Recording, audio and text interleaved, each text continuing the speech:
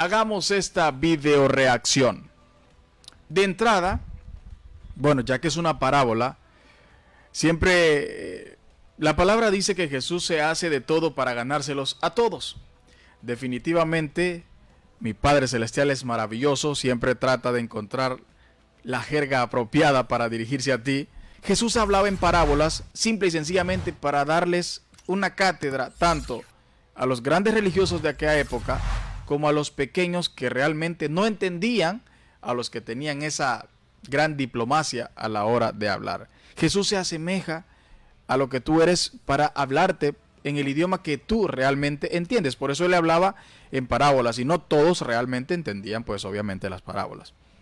De entrada, el primer versículo dice: asimismo el reino de los cielos es semejante a una red que echada en el mar recoge de toda clase de peces. ¿Por qué Jesús compara el cielo con una red? Hermanos, el cielo es algo para todos. El cielo es para ti, es para mí. Obviamente, para llegar al cielo, todos tenemos que hacer algo. No importa si eres blanco, si eres trigueño, así como yo, o tienes otro color de piel, tu pelo es liso. En esa red caben todos, sin discriminación de personas, sin distinción de razas. Jesús para todos tiene el reino de los cielos y lo compara a una red, porque cuando tú tiras una red al mar, agarra toda clase de peces, no selecciona a los peces. Jesús no selecciona absolutamente a nadie. Si tú tienes un corazón con la necesidad de recibir a nuestro Padre Celestial, Jesús no te va a negar la posibilidad de sentirlo. No te la va a negar. Por eso él compara el reino de los cielos con una red que echada en el mar recoge toda clase de peces. El reino de los cielos es para ti, para mí, para tu vecino, para tu abuela, para tu enemigo, para tu amigo, para todos. El hecho aquí es ganárselo. Por eso compara el cielo con una red. El cielo también es un premio, ¿no? Es un premio que tenemos que buscar la forma de ganarlo. Por eso te pregunto, ¿qué estás haciendo para ganarte el cielo? ¿Estás haciendo algo significativo para llamar la atención de nuestro Padre Celestial y que Él pueda tomar en cuenta lo que tú estás haciendo? El cielo es un premio que tenemos que ganarlo. Por eso te pregunto, ¿estás haciendo algo para ganarte el cielo? Si no, te invito a que empieces a hacerlo. El verso 48 dice: una vez llena la sacan a la orilla y sentados recogen lo bueno en cestas y lo malo lo echan afuera. Obviamente, con manchas tú no puedes entrar al cielo. No puedes. Con pecado no puedes entrar al cielo. Tienes que ser limpio de todo eso. Credibilidad muchas veces la necesitamos porque tenemos que empezar a creer que lo que está escrito en la Biblia no es un juego, eso es realidad, eso va a suceder. La Biblia no se escribió por escribirse, se escribió para que tú y yo podamos entender la magnitud de las cosas que hacemos y la repercusión que estas mismas tienen. Por eso necesitamos tener mucha credibilidad. Obviamente, como les dije, con este versículo se confirma lo que al inicio Jesús dice. Les está contando que se van a separar los buenos de los malos y que compara el cielo con una red, donde cabe todo mundo, pero como dice la misma palabra, muchos son los llamados, pero realmente son pocos y pocos los escogidos. Luego el verso 50 dice: y los echarán en el horno de fuego, que ya sabes cuál es, no te lo voy a decir porque ya sabes cuál es el fuego, el horno de fuego. Allí será el lloro y el crujir de dientes. O sea, ahí es donde no va a valer nada del llanto que hagas, no va a importar los gritos que des, no va a importar nada de ahí. Te llevó el río, como siempre lo digo. El verso 51 dice: Jesús les dijo: ¿habéis entendido todas estas cosas? Y ellos respondieron: sí, Señor. Muchas veces creemos que entendemos la palabra cuando simple y sencillamente es una escuela donde día con día venimos aprendiendo, día con día seguimos experimentando situaciones y momentos que a través de la palabra de Dios las podemos ver, las podemos sentir y podemos entender realmente que Jesús tiene un propósito en nuestra vida y día con día nos lo recalca. Por eso tenemos que entender que nuestro corazón es un tesoro. Por eso lo dice el verso 52. Él les dijo: por eso todo escriba, doctor, en el reino de los cielos es semejante a un padre de familia que saca de su tesoro cosas nuevas y cosas viejas. Vean, el tesoro más grande que nosotros tenemos como seres humanos, no sé si ya se dieron cuenta, pues es nuestro corazón. La misma palabra dice, del corazón emana absolutamente todo. Entonces, en nuestro corazón guardamos muchas cosas. A veces guardamos cosas nuevas, a veces guardamos cosas muy antiguas, que a la larga trae una repercusión negativa a nuestra vida porque nos hace daño.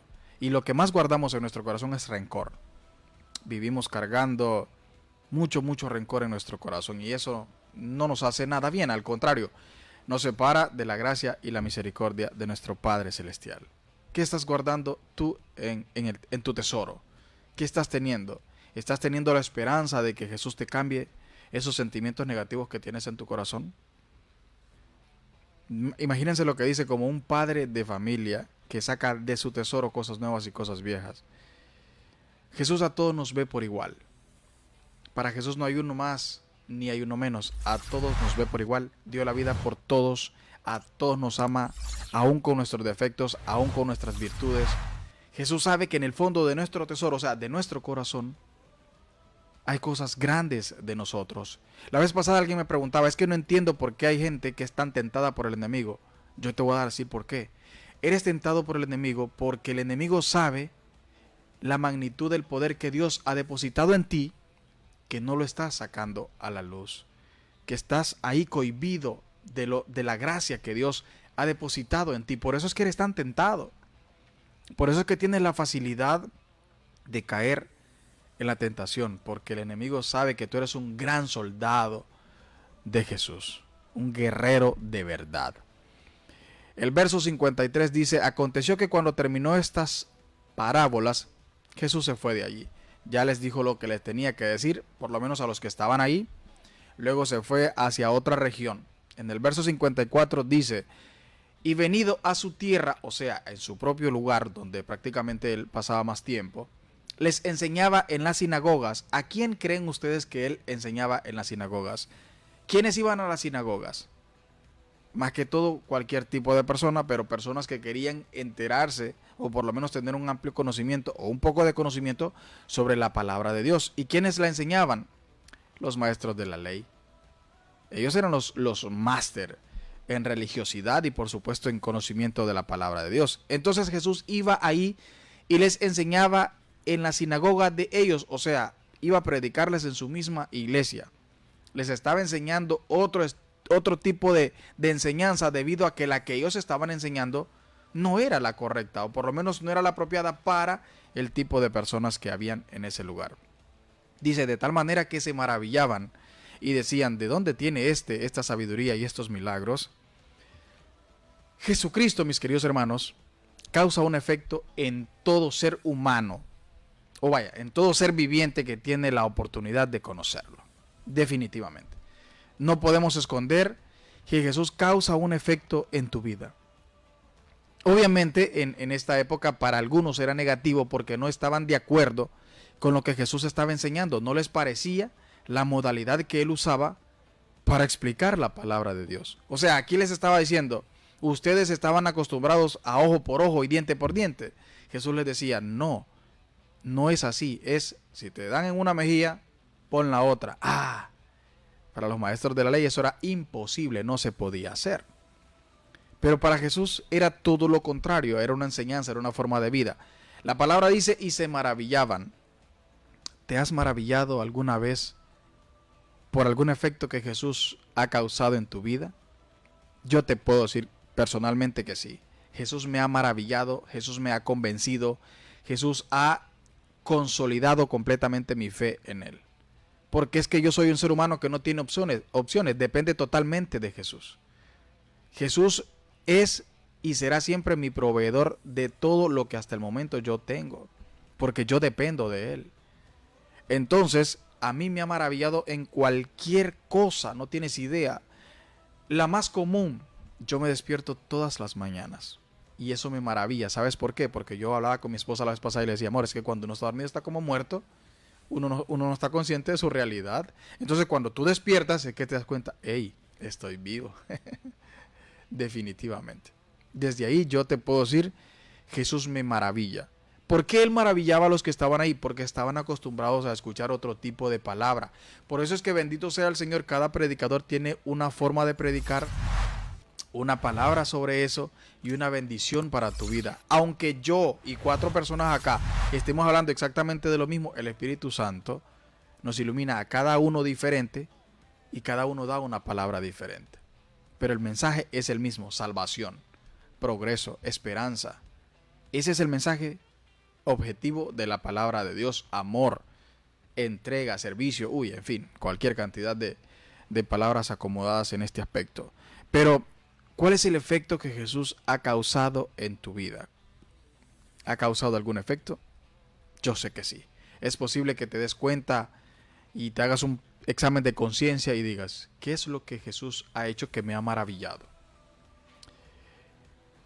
También en ese tiempo Jesús causaba efecto negativo en las personas, porque no todo el mundo soporta el bien, no todo el mundo soporta que a ti te esté yendo bien, no todo el mundo es capaz de aceptar que Jesús te está bendiciendo a ti, no todo el mundo acepta eso. También pasaba con Jesús, algunos se enfadaban porque él decía la verdad de la forma en que lo hacía. Pero Jesús, ¿qué hacía? Predicar con el ejemplo.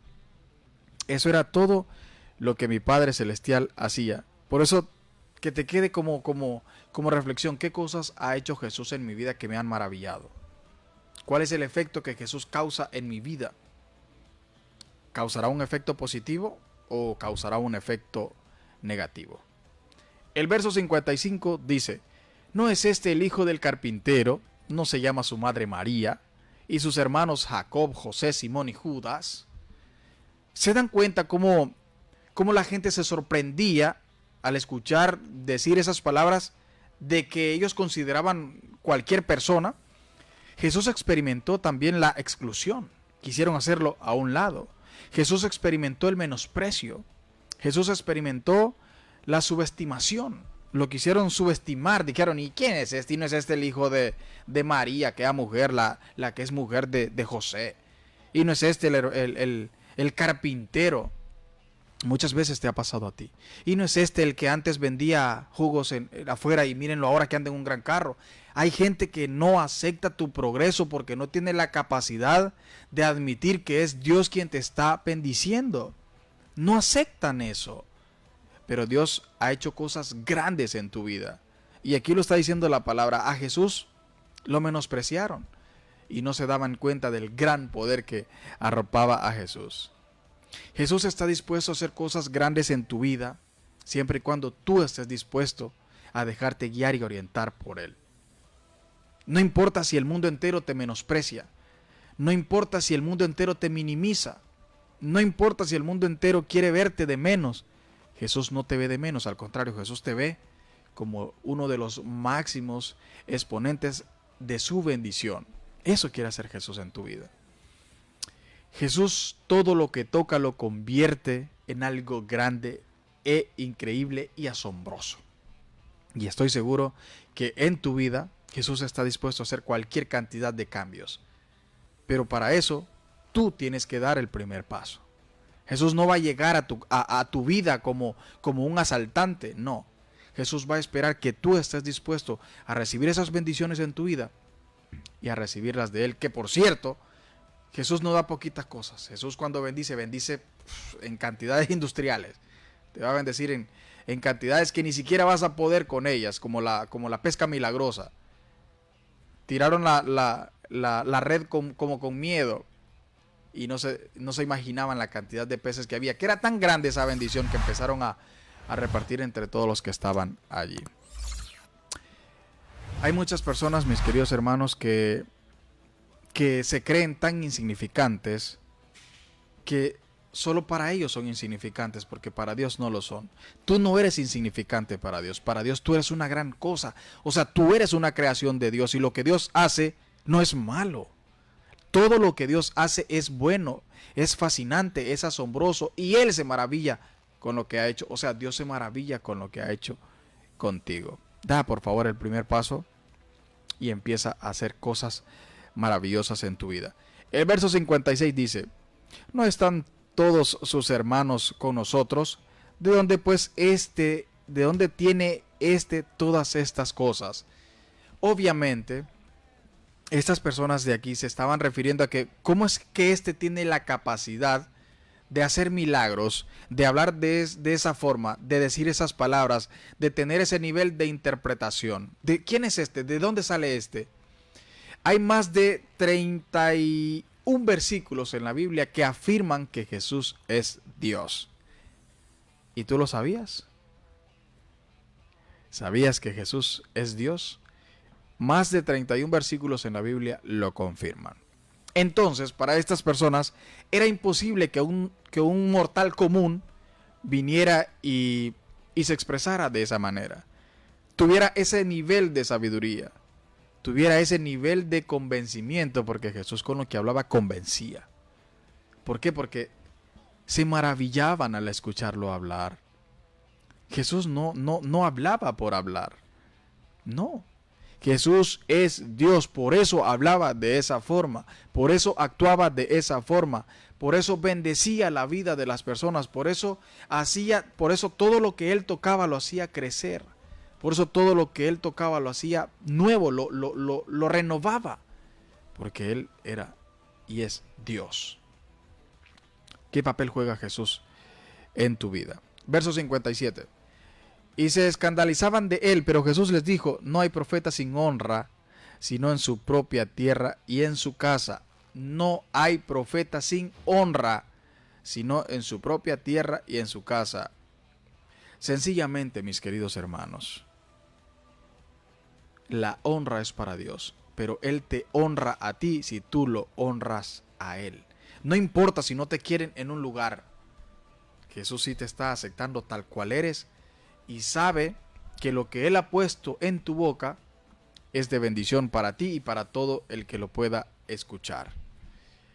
Al final, la parábola termina y dice, y no hizo allí muchos milagros a causa de la incredulidad de ellos. Solo con esa palabrita podría estar contigo hablando posiblemente toda la noche. Incredulidad. La mayor causante de la separación entre el hombre y Dios.